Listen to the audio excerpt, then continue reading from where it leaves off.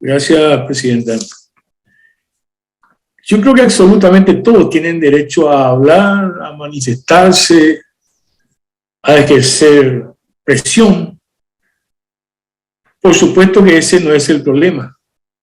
Los gremios patronales, los gremios campesinos, obreros, al contrario, yo creo que eso dinamiza, potencia la participación cuando se trata de grandes temas nacionales.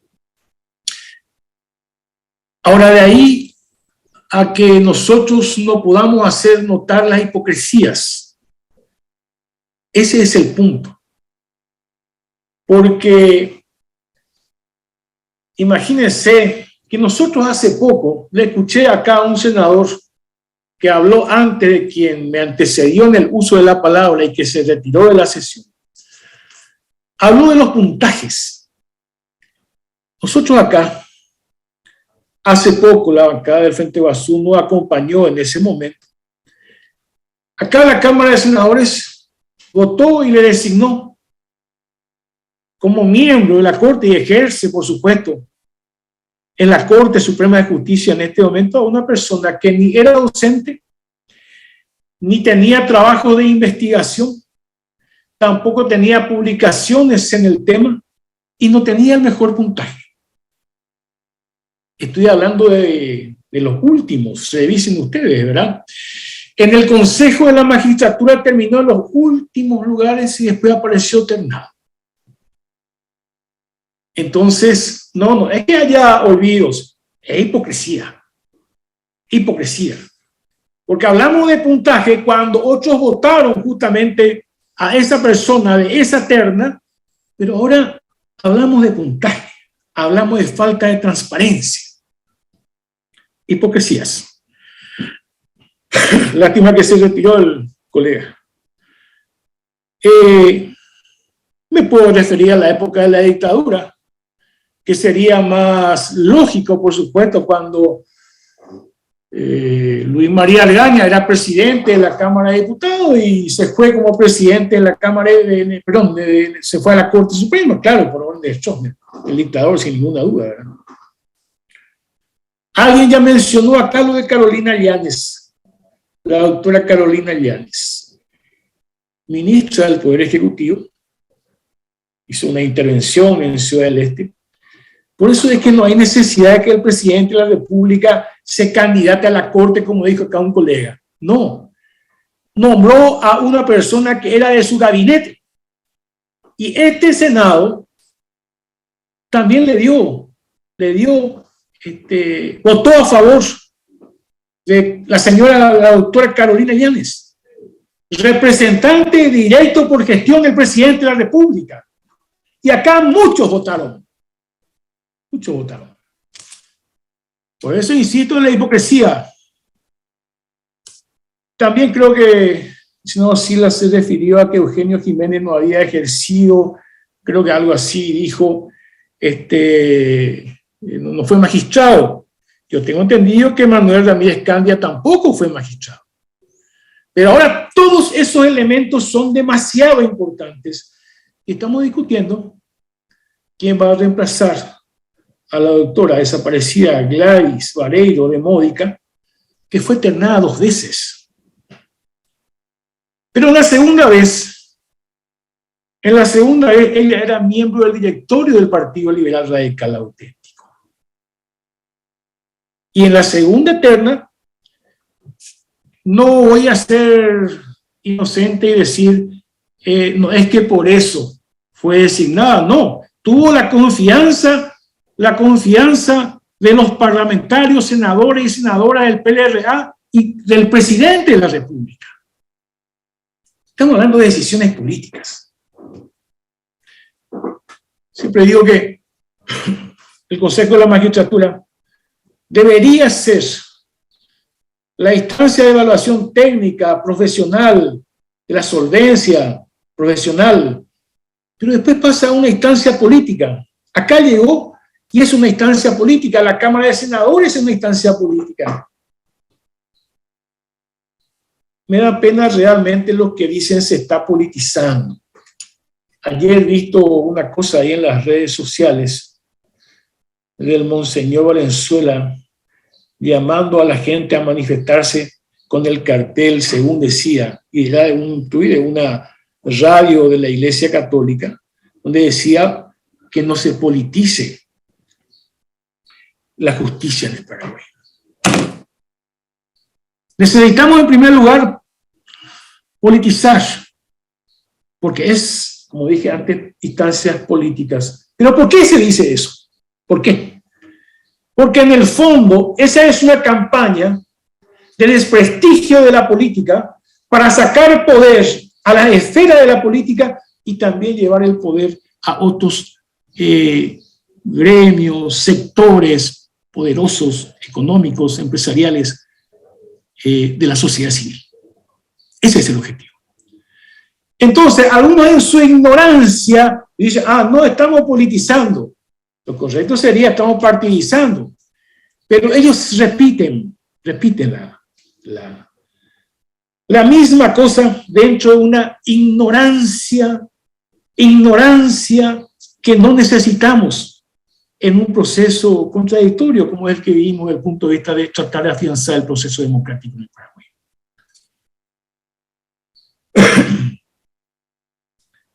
Creo que en este tema de que hablen todos, el más sincero de todos, bruto, pero el más sincero de todos es un vocero de la ARP, que su declaración está en un medio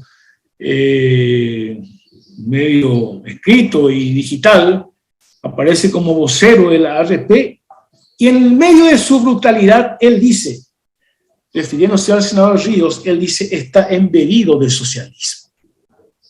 Extraordinario. Les quiero recordar a quienes apostamos por la democracia. Cuando en la época de la dictadura, los perseguidos eran los comunistas en serio primero. Después los socialistas. Después los progresistas. Después los liberales también ya eran comunistas. Después los colorados también ya eran comunistas. Desde este tipo de declaraciones se están abriendo las puertas de vuelta a ese tipo de situaciones y persecuciones políticas como la que se vivió en el Paraguay. O sea, un socialista, Víctor Ríos no es ningún socialista, yo soy aparte. Un socialista en la mentalidad brutal de este señor no puede, no debe, no es que no puede, no debe llegar a ese tipo de cargo en la administración del Estado. Entonces, lo que no se discute obviamente son los méritos, son la competencia, son la honestidad, es la honestidad. Pero antes de eso, quiero decirles una cosa. Ahora hay sectores que se escandalizan. Hay grupos económicos y empresariales y políticos, por supuesto, no solamente en este Senado, también fuera del Congreso, y grandes grupos económicos que se han beneficiado con la corrupción. Porque si hay una cosa imperante en el Paraguay es la impunidad. Si algo refleja el poder judicial en el Paraguay es la corrupción, es la impunidad ante la corrupción realmente. Esa es la verdadera situación, esa es la imagen ante la sociedad paraguaya. ¿Por qué digo eso? Digo eso porque este sistema que lo lleva a una pérdida total de falta de credibilidad de la justicia paraguaya ante la sociedad paraguaya, es un largo proceso que viene desde el pacto de un poquito antes de mediados del 90. Yo sé positivamente que este es parte de una disputa entre liberales. Y que hay un sector colorado que acepta esa disputa. Creo que el presidente del Congreso fue muy claro en una declaración, le dijo, este cupo es para un liberal. Eso no saca de ninguna manera, en mi opinión, la capacidad, la idoneidad del senador Víctor Ríos, que me voy a referir después de eso. Pero así funciona en el establishment, en el bipartidismo, hegemonizado por el Partido Colorado. Así se construye la dirección, en este caso del Poder Judicial, y estas son las consecuencias. No es hora, no es tiempo de revisar, porque yo no creo que las cosas puedan darse fuera de los acuerdos políticos. Esa es una mentira. Acá y en los Estados Unidos sí es más abiertamente parte de un acuerdo político, ya que siempre se menciona a ese país. Entonces, no hay hora de revisar cómo se lleva adelante ese pacto. Ese pacto de la primera década del 90. Implícitamente, eso se sigue haciendo en la Corte Suprema de Justicia, se sigue haciendo en el Tribunal Superior de Justicia Electoral, y yo no me opongo a los acuerdos políticos. Lo que digo es que está sesgado y está muchas veces inficionado por los grupos de poder vinculados con la corrupción y lo que alienta la impunidad. Ese es el fracaso de este modelo. Entonces, no vengan ahora. ¿Acaso recuerdo que un magistrado fue, creo que destituido, el otro suspendido hace poco, por una presión enorme de los grupos empresariales? Está bien que presionen, pero nosotros también le contestamos. Me refiero al caso de los jueces, el caso Curuguaté. Han ejercido una gran presión. Entonces, no vengan con cara de inocentes. Son parte, y además, en un país donde la corrupción, el narcotráfico, las tierras malavidas protegidas por el Poder Judicial históricamente, le han beneficiado a los grupos de poder y se asustan cuando un liberal tiene alguna idea y dentro de este pacto de gobernabilidad de mediados de la década del 90, se asustan porque son demasiado conservadores. Conservadores que rayan la reacción, o sea, ser reaccionarios. Hay conservadores ilustres, brillantes incluso. Por supuesto, no coincido absolutamente con ese pensamiento. Brillantes incluso. Pero acá hay algunos más afines a lo que dije anteriormente, más cercanos a perseguir a quienes piensan diferente al orden establecido, y establecido políticamente y por los grupos económicos de poder. Entonces ahora ustedes se asustan. ¿De qué se asustan? Se asustan de que el senador Víctor Ríos, liberal, un liberal no conservador, yo diría un liberal que aportaría una mirada distinta a una corte absolutamente conservadora también. Por eso es que, criticando este sistema, que ha puesto al Poder Judicial en su máximo desprestigio, a pesar de eso, creemos que el senador Víctor Ríos representa algunas ideas que nosotros compartimos. Esa es la razón de la decisión de la bancada del Frente Guazú, pero eso no hace que nosotros dejemos de criticar el sistema podrido del Poder Judicial y de la forma en que fueron electos desde mediados del 90 miembros de la Corte, algunos brillantes, otros lamentables, como diría alguien, que se cuadran ante apenas la llamada de un político o de un empresario o de alguien de la mafia. Así fueron las designaciones. Entonces es importante que hablemos del contexto y no hablemos solamente de este caso. Estado el año de la orecuala hapicuere na hipotimbaya, hatusaune.